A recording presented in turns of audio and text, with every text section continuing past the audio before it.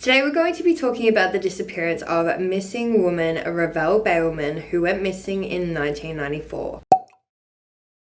Revelle Balmain was raised in an orphanage and experienced war. He was absolutely thrilled when he met a woman named Jan, who was a dance teacher. The couple went on to have 2 children. There was their daughter Revelle, who we're going to be discussing today, and they also had a son called Matthew, who unfortunately passed away at a very young age. Revelle Balmain was born on July 11th, 1972 in New South Wales. She was a model and a dancer and was described as generous and fun-loving.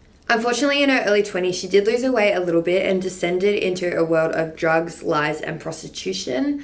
But at the time of her disappearance, she was actually turning this around and she wanted to head to Japan. Revelle came from a good family. She had a promising career as a model, and she also just had her big break in the modeling industry. Revelle was employed as an escort, and she told her friends that after her shift on November 5th, 1994, that she was going to quit, and this was the same day that she went missing. She was hoping to get her life and her future back on track and was embarking on a 6-month cabaret dance tour on a contract in Japan. The day before Revelle disappeared, she had lunch with one of her best friends from school, Kate, and Kate described her as the happiest she'd ever been. Revelle seemed to be really happy about getting out of the escort business and heading off to Japan. She had dyed her hair from platinum blonde to a more softer natural blonde, which was closer to her natural colour. Kate said she thought this was symbolic and said she remembered thinking she had never seen Revelle look so beautiful. At the time of her disappearance, Revelle also had a boyfriend. He was 27 years old at the time, and the pair had only recently started dating and had been together for around 6 weeks. They had met through a mutual friend in a nightclub, and then a week after they first met,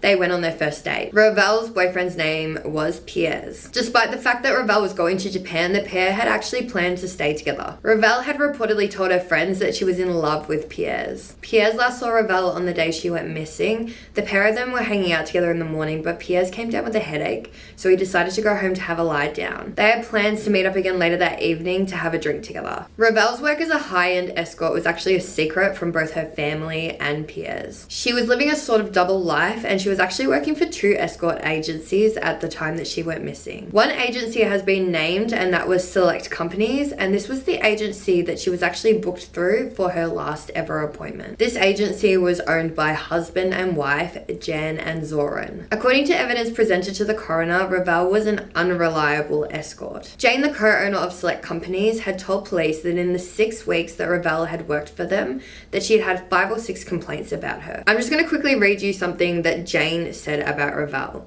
So she said she was very particular about who she would and wouldn't see. She wouldn't see anybody who was old, anybody ugly, anybody ethnic, and anybody who lived in a funny area. On the day she disappeared, Revelle was told that she had an appointment at 4 p.m. with Gavin Samir at his home in Kingsford, Sydney. It has been confirmed that she did make it to this appointment. At 3:50 p.m, Revelle did call Select Companies to confirm that she arrived at Gavin's home. At 5:50 p.m, she called them again, and she said that she had finished her assignment there and she was leaving. However, according to a statement given by Gavin to the police, he said that she entered into a private arrangement with him after the official appointment ended for cash. Revelle was looking to get a little bit of extra cash for her upcoming trip, and some reports state that Gavin gave her $1,000 to stay the extra time. This arrangement in the escort industry is actually known as moonlighting, and this is strictly forbidden for escorts to engage in because the company that employs them doesn't get a cut of the money. Once Revelle was finished, Gavin said that he drove her to the Red Tomato Inn in Kingsford before returning home alone. After her appointment with Gavin, Revelle was due to meet 2 associates of Zoran, the co-owner of Select Companies that we spoke about before, at a hotel. However, it does appear that Revelle never made it to her second appointment. The last known contact Revelle had with anyone was at 7:15 p.m. with her best friend Kate that we spoke about before. On the phone, she told her that she would call her when she got home in about an hour and then they would meet up for drinks. But Kate never heard from or saw her best friend again. So Revelle had told Kate during that phone call at 7 p.m. that she couldn't really talk, and I took that to mean she was with a client. She said, "Let's meet up later and have a few beers at the Royal Hotel in Paddington." and that I'll call you from home in about an hour. That evening, Pierre's, Revelle's boyfriend, also tried to contact her but received no answer. She wasn't answering her phone, and at the time she also had a pager which her boyfriend was also trying to contact her on, but she wasn't answering that at all either. It was after this that Pierre's reported Revelle missing to the police. He claims that initially they weren't very interested, but he did manage to eventually get a response after pushing that this was really strange and out of the ordinary for Revelle to just drop off the face of the earth. The next day on Sunday, Revelle was actually due to catch the train from Sydney to Newcastle to go and see her mum to say goodbye before she left for Japan. Her mother waited at the platform at Newcastle train station for her, but Revelle never arrived. Her mum was extremely worried when she didn't turn up, and she spent the rest of the day trying to find Revelle. She called Revelle's flatmates, her friends, and even all the hospitals around Sydney to try and find any information on Revelle's whereabouts, but she had no luck. What is so heartbreaking is at the time she would have had hope that she would find Revelle and she would just be somewhere and it would be like a miscommunication or something. But unfortunately, she would actually never see her daughter again. Revelle also had a half-sister from her mum's previous relationship. Her name was Sullen Simpson and she lived in Melbourne. Revelle's mum called her and informed her of the disappearance of Revelle. She immediately drove all the way from Melbourne to Newcastle in hopes to help find Revelle. She searched bushlands, beaches and national parks around Sydney and Newcastle in hopes to find Revelle. She looked over every single statement and every piece of evidence that she had access to, and this went on for months and months. Although Revelle's sister took action immediately after she found out that Revelle was missing, police didn't really start looking into the case properly until the Monday after she disappeared. However, police did manage to find some interesting pieces of evidence. One of the shoes she was wearing on the night she went missing was located in a rubbish bin. Her house keys were also found on a street in the same suburb. Her diary was found in a gutter, and her plastic cradle for her pager was also found in a gutter. These 4 items were found along 4 different streets in Kingsford, a suburb in Sydney southeast. The way that these items were found indicated to police that Revelle most likely met with foul play. Detectives did search Revelle's bedroom to find any clues, but it appears that they didn't find anything. Her passport and her airline ticket to Japan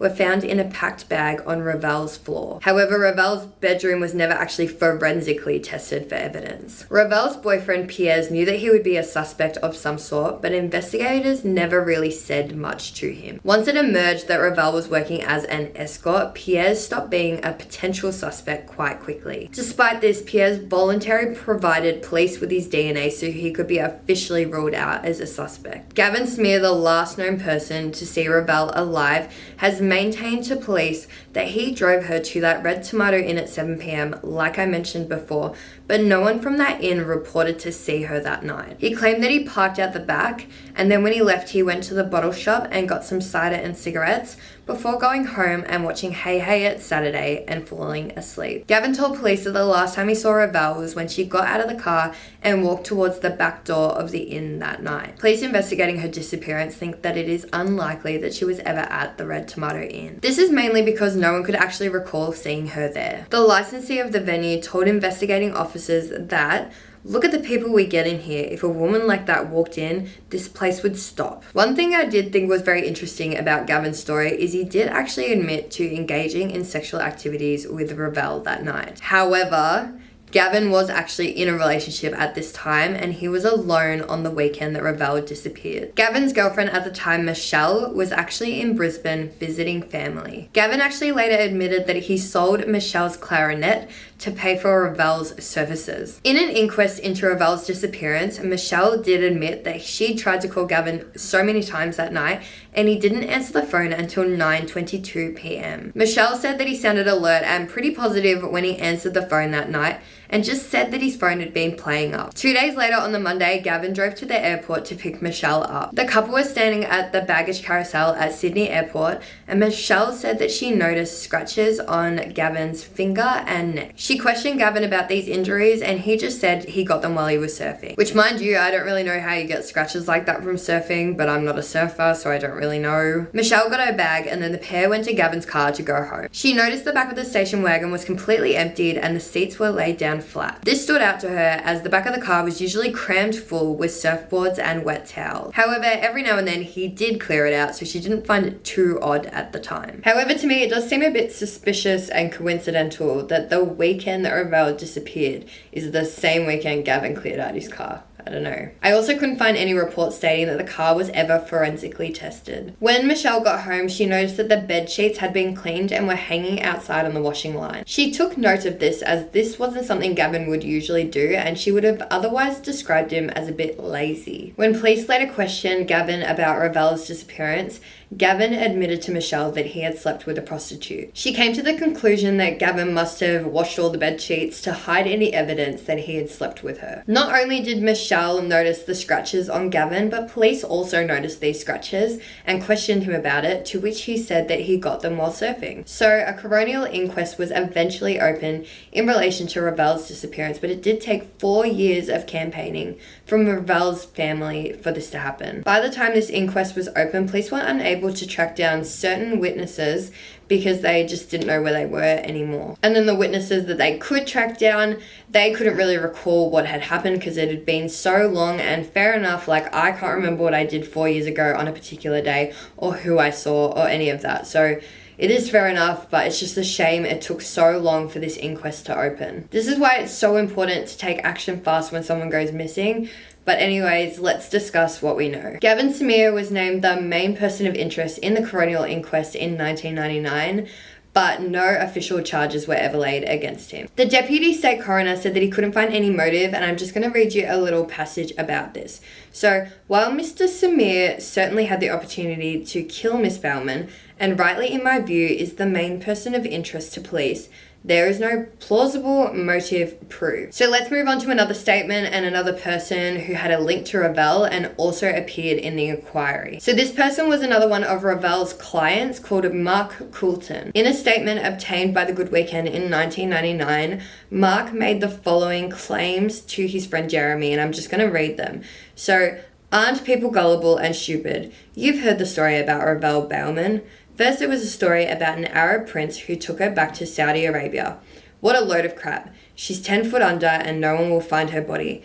That's what you get for moonlighting and ripping off the brothel that she worked for and drugging clients, stealing all their money.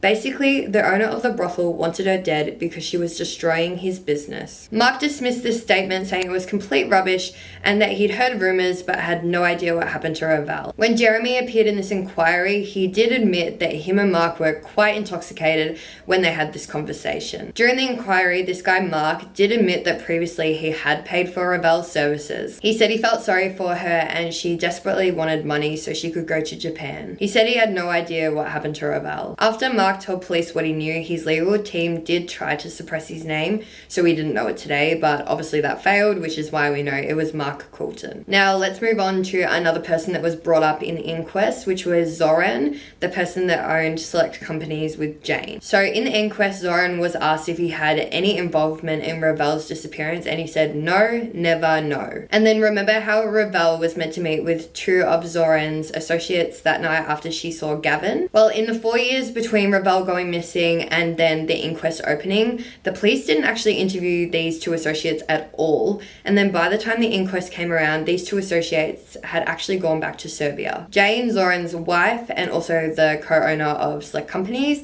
did actually give the name of the hotel where Revelle was meant to meet these 2 associates. However, we don't know how reliable this evidence is because at the start she did say one hotel, and then 3 years later she said actually I'm in a different hotel, and then gave that name, so we don't really know the credibility of these places. What's even a bit stranger is police did actually go to both hotels and ask for their records from that night to see if the 2 associates were there, and no places had these guys' names listed on the record, so I don't know what's going on there. On every single day of the inquest, Revelle's parents sat in the front row of the court. During the inquest, the state coroner actually agreed that the original police investigation could have been better. Revelle's sister Sullen, the one that drove all the way from Melbourne the day that she found out that Revelle had disappeared, she thought the police didn't take the investigation seriously based on the fact that Revelle was an escort. She thinks that this carried a stigma and that if Revelle wasn't in the escort industry, that police would have investigated her her disappearance a lot better, which is obviously really sad for the family. Revelle's mum didn't accept that her daughter just disappeared, and I'm going to read you what she said. So, people don't just disappear. Something happens to them. What we wanted from the inquest was some answers. We would have liked somebody to be charged. If we couldn't get that, we wanted to know something about her last days, her last hours. And then she also said, our daughter Revelle was born in Manly Hospital on July 11th, 1972. She was a beautiful baby, a beautiful toddler, a very loving daughter. She never forgot birthdays, Mother's Days, or Father's Days. And when she was a teenager, I applied to a theatre school in England for her, and she went there on exchange for a year and enjoyed it tremendously. She came back and completed Year 12. We were so proud of her achievements. She lost her way in Sydney, but she came to realise there was no future in what she was doing. It's there in the evidence. She wanted to get out. I can't understand why she got into it because she was brought up in a loving, caring home. But when she was 4, she found her baby brother Matthew floating in the swimming pool when he was only 15 months old. Looking back now, I don't think she ever really recovered from that. It took us months, years to deal with it. Maybe she never did. Ultimately, in 1991, the inquest concluded that Revelle died at the hands of a person unknown. Her case was referred to the Unsolved Homicide Unit for future investigation. So not much really happened over the next 9 years, but in 2008, the case was reopened. Police were opening hundreds of cases that they believed warranted a re-investigation. This could be either because they had new technology to assist in investigating, or there was unexplored lines of inquiry. At the time, it was reported that forensic evidence had added weight to theories that Revelle was murdered in Gavin's home, the client that she was with that night. A full forensic search was carried out at Gavin's home that night, and it was revealed that evidence was found. Apparently, at the time of this search, Gavin was actually missing from Sydney. Police wanted to find him so they could take a DNA sample from him, but they couldn't find him, and there was reports that he was in Tasmania. But after all this, no charges were laid, and we don't know what evidence they found, but it was probably not enough to charge him, seeing as they haven't. The case then went quiet again for another 12 years. In 2020, a formal review of the case was done, and it was assigned to a senior detective for further re-investigation. At the time, the reward for any information leading to finding Revelle stood at $250,000. The following year, in May of 2021, the New South Wales government announced that the reward had actually increased to $1 million. Police were trying to appeal to the community for any information that they had on Revelle's disappearance. 2 months later, in July of 2021, police revealed that they received multiple reports containing relevant information. They were trying to identify all possible lines of further inquiry. In December of 2021, Zoran, Revelle's old boss, was charged with drug and shoplifting offences. These were uncovered as a part of the ongoing investigation in relation to Revelle's disappearance. However, these offences weren't actually related to her disappearance. What is interesting though is Jane, Zoran's wife at the time, who is now actually his ex-wife, came out and said that she didn't know where Zoran was on the night of Revelle's disappearance. She said that between 6:30 p.m. and 10 p.m. on the night of Revelle's disappearance, his location was unknown to her. In late 2021, the detective chief inspector on the case said that Zoran was still a person of interest in relation to Revelle's disappearance. Although no body has ever been found and no charges have ever been laid, it is now almost certain that Revelle was murdered. More than 5,000 people went missing in 1994 in New South Wales, the year that Revelle disappeared, and incredibly 99% of those people were found. Unfortunately, Revelle is part of the 1% that still haven't been located to this day. Revelle's sister still believes that one of the faults of the investigation still comes down to Revelle working as an escort. I'm just going to read you a passage that Revelle's sister said. So, one of the reasons I feel that Revelle's murder has perhaps not been solved is because moral judgments have been made about choices she made as a very young woman. Revelle's disappearance was very hard on her family. Revelle's mother would often see Revelle in her dreams and she would ask her what happened to her. Revelle's father would cry because of the heartbreak that he felt, not just when Revelle disappeared, but also because Matthew passed away at a really young age. So he was just really heartbroken. And then the fact that he had no answers in relation to what happened to Revelle just completely tore him apart. Revelle Revelle's sister swore that she would do everything in her power to try and find Revelle to bring him closure, but unfortunately he never got that. Revelle's parents sadly passed away without any answers. Her dad passed away back in December of 2010 and her mum passed away in 2020. If anyone has any information, no matter how small it is, it might just be the missing piece that helps solve this investigation. Police are still taking information in relation to Revelle's disappearance and the reward still stands at $1 million. So if you have any information at all, please contact Crime Stoppers on 1-800-333-000 or even your local police station if you'd prefer. If you don't really feel like talking to someone, you can also go online onto the Crime Stoppers website and fill out an online form. I hope that by bringing awareness to Revelle's case, we can get her name out there again. Hopefully it will refresh someone's memory about what they may have seen that night. And that is all the information that I have for you today. Please like and subscribe to my channel if you haven't already done so, and I look forward to seeing you all again in my next video. Bye guys!